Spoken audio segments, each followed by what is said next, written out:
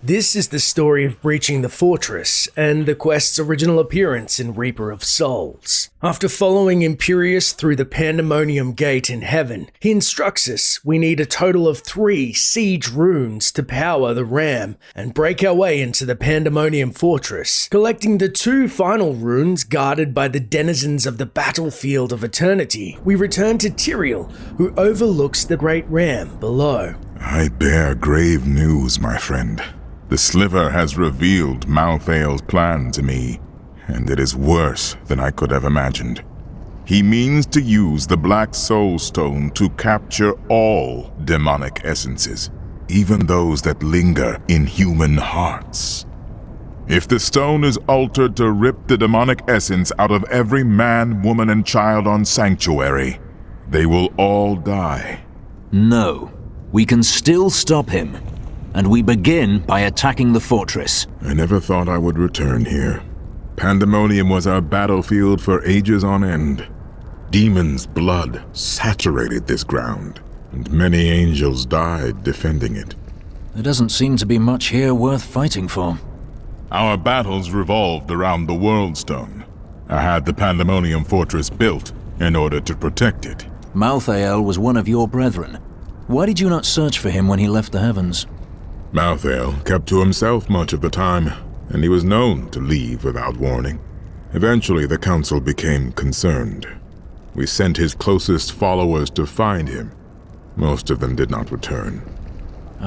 Of course. Urzael and the maidens. They found him and followed him into madness. It seems so. So you built this great mess of a fortress? Not on my own. But it was my idea, yes. The angels raised it around the World Stone many eons ago. So I expect you know about an unguarded sallyport then? I fear not.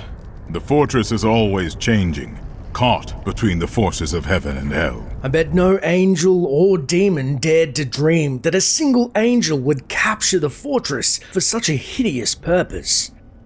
With the siege runes in hand and no time to spare, we enter the steps to the east down to board the ram itself. Placing the runes into their slots sparks the dormant ram to life, and 2 winged assassins crawl from its underbelly to try and catch us unawares. And as the ram begins to beat on Pandemonium's doors, more demons fervently try and stop our progress. As we slaughter waves of minions, their assault shifts gears with massive spiked hooks pinning the ram in place as Tyrael instructs. Attack the hooks! But it's not just the hooks we have to contend with. A giant, fleshy, unique demon with scythe blades attached to its arms named Mordrath lands on the weapon and lumbers forward with ill intent. We evade his attacks as we focus on removing the hooks and free him from the mortal coil. It's then Tyrael braces for impact. Prepare for one last hit!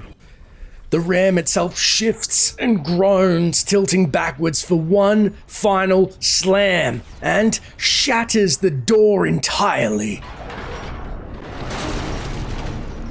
It is done. And with that, we have completed the quest breaching the fortress, but we pause for a moment, realizing this will be the last time that we can return to the Survivors' Enclave before facing Malthael, and we have something we must do. I need to go back. Back at the Enclave, we see Miriam once more and take her up on her promised ability of transmogging our hideous outfit to something more fitting, as we realize if we are going to die facing the Angel of Death, even a Crusader wants to look good while doing so. It's then we see Emily standing by her husband for a final time, and she exclaims, "We can't start to rebuild until we know that the one who caused this devastation is dead." I am still searching for him. I swear to you, he will pay. I hope so. Up the stairs, Ivy speaks of trying to leave for Bramwell, but, well, Malthael's destruction has put an end to those travel plans. I joined a caravan of refugees heading to Bramwell, but we never made it there.